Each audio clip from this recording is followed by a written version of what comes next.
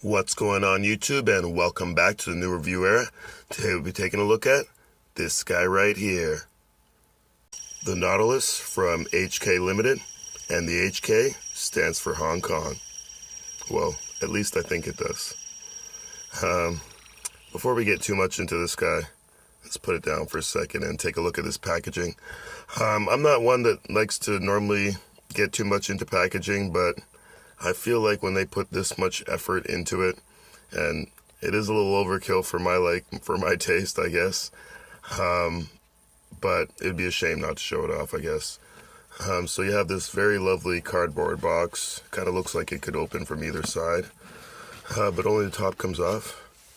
And inside you have a pouch, and it comes with this huge case.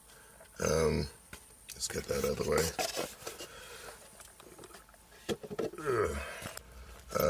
I burnt myself. Yeah. Hazards of working in a kitchen. Yeah, so it's soft, it's yet hard. If that makes any sense. I just closed it rather than open it. And inside it comes with this nice cushiony foam. Everything stays nice and secure in there. I don't think anybody's going to travel with it like this. I think this is more just for a presentation on how it arrives. It does come with this, so if you really want to, you could keep it in there. And you can take these out, so you are able to use this for other things. I'm not sure what. It would be nice if there was like little dividers in here. You could keep more than one spinner in there. We'll see what I can do with that. Who knows? But yes, the star of the show, the Nautilus. I picked this up on Boxing Day. Another one of my Boxing Day purchases. It was on sale. I believe it was half price. I believe it was around $40. Don't quote me on that, but doesn't really matter now because it's sold out. Regular price was $69.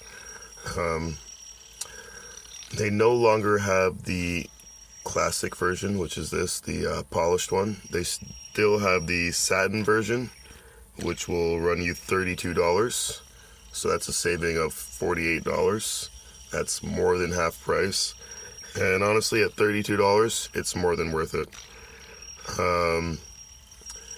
And they just recently dropped a stainless steel one, and that will run you $85. Would I pay $85 for it? I don't know. We'll find out at the end of the video. I guess I'll let you know. So let's talk a little bit about it. Right off the bat, I'm going to tell you it's 118 grams, and it's 60 millimeters from end to end. It's definitely a bigger spinner, or a weightier spinner, at least, for sure. 118 grams is a lot for a bar spinner of this size. I don't know. I wouldn't think brass would be this heavy. It's very surprising when you first pick it up. I really wasn't expecting that. I've seen reviews on it in the past, but I guess I really wasn't paying too much attention on how heavy they said it was. But it definitely caught me off guard at first. I was not ready for the weight that it had behind it. Which is odd because I have other brass spinners which are roughly the same amount of material, I would say, that don't weigh nearly as much as this does. So I don't know where they're packing or hiding all that weight, but they managed to squeeze it in there somehow. I don't know. It's like the caramel secret. How do they get the caramel inside the caramel chocolate? Who knows? But yeah, it took a little getting used to. It comes with a hybrid ceramic bearing installed, and these lovely caps. They're flat, but that little dimple in the center surprisingly gives a lot of grip. I haven't had any issues with it slipping out of my fingers, and even if you want to use like a pinch grip on these, like, it works. I don't know how, but it does. Like, this is not a very big divot, but it just, the tips of your fingers just sit right in there. It's weird.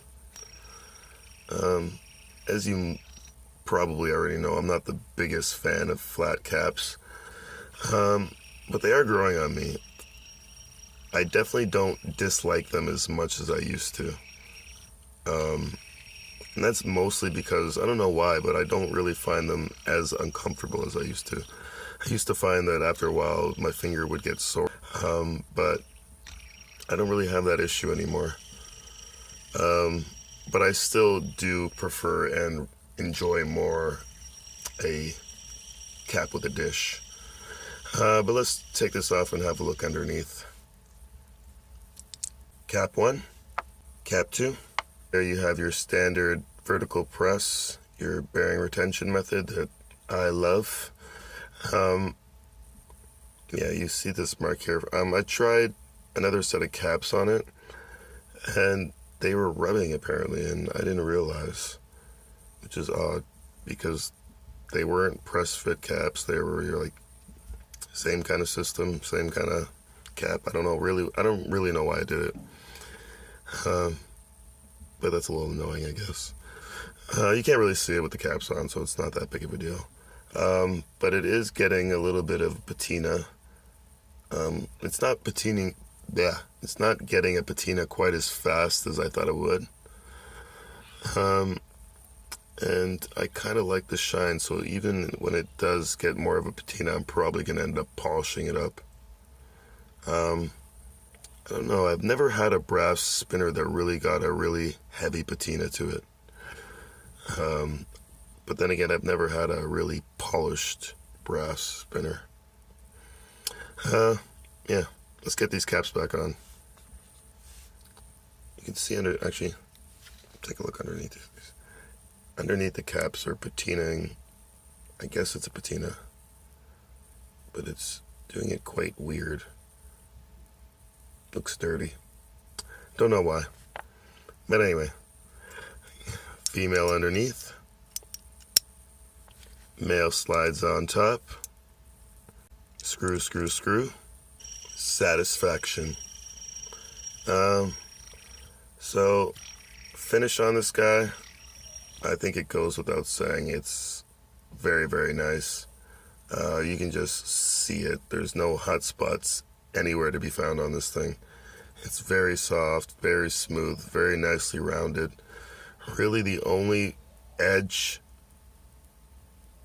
on here would be this, and it's rounded, and this right here is probably the only flat spot on it, but even still it's got a slight curve going down. We're really enjoying it. Fidgeting, it's definitely more of a puller, for me anyway. If you're a flicker already and you have strong flicks, you might enjoy flicking it more than I do. I just don't find I can get a lot of power behind it with the forward flick. Pulling, no problem. But when I go forward, it just doesn't feel like I'm getting a lot of speed behind it. Pulling like this, not a problem, as you can see. Flicking, kind of the same issue. I can't really get the power behind it, and that's just because for me it's very, very weighty. It's spinners like this that have me kind of hesitant to try tungsten. If it would just be too much weight for me. I don't know. I still do really want to try it, but I'm kind of holding out for the Zen-Tri Nano in tungsten. I missed the first and second run, I believe. I've had 2 runs of them already. I'll probably end up getting one of the seconds, the refurbished ones, if you will, that aren't perfect. I think those run for like $59. I'm good with $59. So yeah, am I enjoying this? Yes. Would I spend the $80 on it that it cost originally? No. It's nice, but for me, $80 is a lot. $80 US, especially. With that conversion, would come up to probably over $100 plus shipping. And then we're looking at probably around $115 for this, if not more. So no, I wouldn't buy it at that price. Would I buy it at $38 or $32 like the Saturn one is right now? Yes, definitely. It's a steal at that price. But for the 80 that it originally cost, no, not a chance. And that being said, I really, really like this spinner. It's very nice. It's got more feedback, a little, like when you go side to side especially, it's got a bit that more typical bar judder that a lot of bars nowadays don't really kind of have, but I can appreciate. Let's bring out some other bars, just since we're talking about comparing them to other things, like the Zen Duo Evo. The judder on this it's minimal, very, very minimal. Out of all the bar spinners I've felt, this is probably the one with the least amount of judder to it. This is very nice. I still can't tell you if I enjoy it more than this guy. They're pretty close, but they're very different. So for me, it's very hard to compare spinners and say whether I like one more than the other, because everyone's different and they offer different things about them. But this one is a treat as well. But as you can see, the chunk, well, damn it, I do that all the time. The chunk is much smaller and the Zen Duo Evo is smaller. Closest one in size is probably my doubleheader Junior. That's, it looks to be a little taller, but this is a little fatter. My DNA Spinetic Eye. And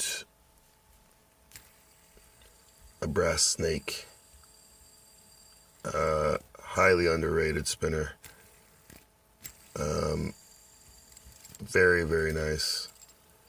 And for the price, you really can't beat it. I can't remember how much I paid for this, but it wasn't that much. It's probably around $30. And I imagine it's similar in feeling to like I don't know, I want to say a Hyperstone or what's it called? Hummingbird? Is that what I'm thinking? Is that what it's called? I think so. Anyway, just because it kind of has a similar shape to it, but I know those ones are very expensive, and this is not nearly as close. That's pretty much it.